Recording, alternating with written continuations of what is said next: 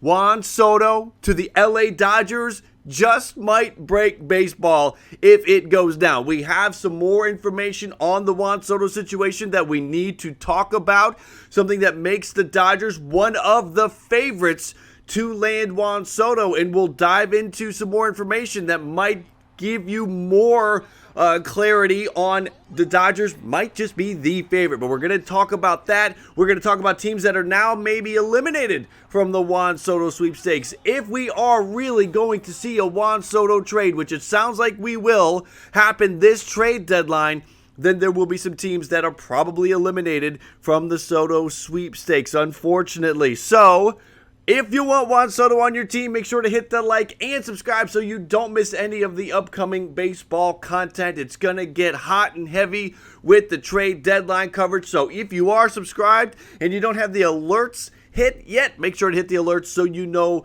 when we have a pop-up live stream, because there could be many as we get into this thing. So let's talk about the Soto situation. Max McGee bringing it up. I think everyone was thinking about it. I'd be shocked if Juan Soto doesn't have at least one intense conversation with Trey Turner and Dodgers brass in LA during the All-Star break. Doesn't this just work out perfectly for LA that the All-Star break is here? The news about him not accepting the $440 million 15-year deal from the Nats breaks right as we head into the All-Star break. It all is just kind of playing right into the Dodgers' hands here. And we remember that Juan Soto was in LA with a Trey Turner jersey on in the postseason, supporting his boy, and Trey still there in LA, very happy in LA as well. So that could certainly play into this thing. Let's go and talk about this whole situation again. Let's break it down some more. And here is the information that we got here recently in the last couple of hours. Buster Olney reporting that he is talking to general managers, and the general managers believe that Juan Soto will be traded before this deadline. I was doubtful, a skeptic originally, because listen, this just fell in the laps of a lot of these general managers. Can you really pull together that magnitude of a trade in just a couple of weeks? I guess it possibly could be. And the four teams he listed were the Padres, the Rangers, the Yankees, and the Dodgers. Now, there's some confusion about the Padres were listed as the most likely. Go back and listen to Buster's audio. He just lists the four teams. There is no particular order. He wasn't ranking them. So we got the Rangers, Padres, Yankees, Dodgers. Padres because of how aggressive they are looking to be. The Rangers because of the ties with the agent. And then the Yankees and Dodgers because the Yankees and Dodgers are going to be in this conversation. So how are we going to get to the trade? Well, first we got to think about what is the return. The team that is making the trade with the Nats has to have the return to send back to Washington. And this is going to be a tough trade to pull off. Jeff Passan tweeted it, and he conveniently used the Dodgers as an example, using baseballtradevalues.com, putting together a trade, Juan Soto with a value of $193, and pulling together Cartaya, Lux, May, Miller, Stone, and Vargas to get to a Juan Soto value. Here's the thing. I believe it's going to be hard for the Nats to get full value. You can get full value if you think you have to give it up because the Nats maybe don't want to trade him, but everybody now knows that they have to trade him. So I do not see a situation, especially for this type of player. Listen, it's going to be quite a haul, but I don't know if it's going to be full value for Juan Soto because the baseball world knows that it has to get done. Now, I guess we can see how many teams are involved, and that could change some things. But still, that prospect package, I would almost advise the Dodgers not to do that. And that's going to be the thing across the board here. So, again, let's get back to it. The prospect ranking of the teams that were mentioned by Buster. The Dodgers are at the top of the four with the 8th best system, followed by the Rangers, then the Yankees, and the Padres are back there a little bit. That's going to hurt them because the Padres' top 5 prospects are just not as good as the Dodgers' top 5 prospects. So just because you're getting the Padres 2 and the 3 and the 6, it's not equal footing if you're getting the Dodgers 2, 3, or 6 prospects in a deal. Also benefiting the Dodgers, in my opinion, is some found money that has popped up recently, right? The Trevor Bauer situation and his contract and not having to pay that out unless things get reversed. But the way it looks as of now, you're not going to have to pay that Trevor Bauer contract. You've got Justin Turner is in the final year. It's a club option next year. That's $16 million. That's coming off the books. And Trey Turner, if you don't re-sign Trey Turner, now maybe they do, there's a chance that maybe Trey Turner, could you imagine a world Dodgers get outbid for Trey Turner by somebody else? But listen, you don't know for sure that Trey is going to be back there, but you could reunite Soto and Trey for a stretch World Series run here. They were trying to re-sign Scherzer. They were not being frugal. They were not being stingy with the money. They were trying to bring Scherzer back. They were trying to bring Seager back. So you know that they had money there. Now, some of that money that they were looking for Scherzer and Seager went to Freddie Freeman, but not all of it. And a lot of that Freddie Freeman money is deferred.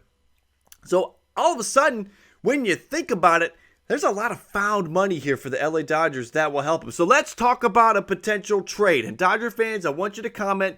This is just spitballing, getting the conversation started. Gavin Lux, Dustin May, Jim Bowden commented that the Dodgers or the Nats will not make a trade unless it helps them in the future, and it helps them now. Well, you get the help now with Lux and May, and that's about as deep as it gets for the Dodgers being able to present a package with players that can help the Nats right now. So Lux and May. And then for the future, I'm giving the number 2 prospect, the number 3 prospect, and the number 19 prospect, Wilman Diaz. Diaz is one of the kids, one of the teenagers. They got a handful of 18, 19-year-olds in the system. Diaz is the highest ranked of that teenager group. So the upside is there. Wilman Diaz in a couple years could be the top prospect with the Dodgers if he continues to progress, being 18, 19 years old and the number 10 prospect in an organization that's 8th as it is in all of baseball. Is pretty impressive. So that's what I'm doing. I'm giving them the top arm. I'm giving them Bush, the top position player, and I'm giving them the top teenager in the Dodger system. Not the number 1 prospect, not the catcher. They just got the catcher from the Dodgers last year. So I think with Ruiz, this package I think kind of works. And now Dodger fans, you might think that it's too much. I think this is kind of where you need to play. Others will argue that there needs to be more. And you would be right. But again, I get back to my whole argument about being able to get full value for Soto. Now, what are you going to take in return? It's not just Juan Soto, in my opinion. I think it's Patrick Corbin as well. I think Soto comes along with Patrick Corbin. It's a package deal. You have to eat the rest of that Patrick Corbin contract. Now, here's kind of the good news. Patrick Corbin has, after this season, 2 years left. I want to say the dollars are around 25 and 35 for the final 2 years of his contract. So it's not a long-term albatross of a deal that's going to go 5 years. It's a couple of years, but Washington could certainly use that relief, and that could help get the trade done. If you threw Patrick Corbin into the situation of Washington freeing up some money that way, that would help them. That's another piece that would help Washington right now because that would free up some money to go sign some free agents. Now, what would the lineup look like with Juan Soto? This is what I'm talking about. This is baseball broken. You can't put this team together in any other shape or form. It's amazing. Betts, Soto, how do you build it? Dodger fans, how would you build this lineup? A world where Freddie Freeman is hitting 4th? Sounds crazy. Betts, Soto, Turner, Freeman, Smith, Muncy, Justin Turner, Bellinger. I don't know who you're going to have DH. I mean, eventually Taylor will be back, and he can still fit in there. We know Taylor can slide into the outfield. You can move one of the outfielders to DH to give him a day off. You can move some pieces around.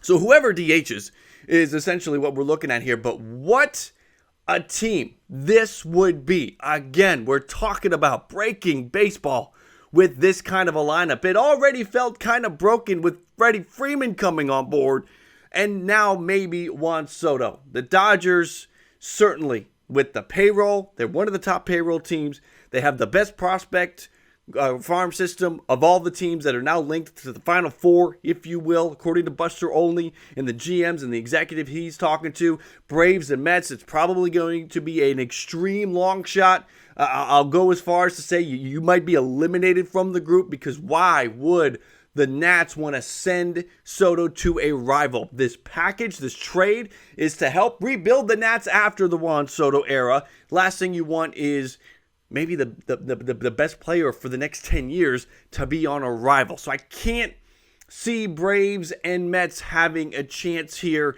If Soto made it to the free agency market, then yeah, Mets, I'll put you in there. I'll put you in the top 3. But for a trade, I'll be surprised. I think the Mets could come with the best offer, but they still won't get him because I can't imagine Washington wanted to send him to a division rival. So we'll see how that all plays out. Again, let me know what you think. How do you want this Soto situation to resolve itself? If you're an outsider looking in on this situation, if you're not a Dodgers fan or a Mets fan or a Nats fan, if you're a fan of another team, I'm a Blue Jay fan. I'm kind of fascinated by it. Again, I know we're talking about breaking baseball with this kind of thing. It would almost be fascinating to watch. Now, my team, I hope, will be going up against the Dodgers in the World Series at some point.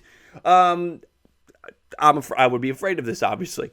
So we'll see how it all plays out. Again, comment, let me know what you think. Make sure to hit the like if you haven't yet. It's a great way to show your support for the channel, for the content. I do appreciate that. You hitting the like really helps out. So thank you for that. Thank you for spending time and watching the video. I will add some links to some of the other content that I have added here. Again, I've got to encourage you to subscribe.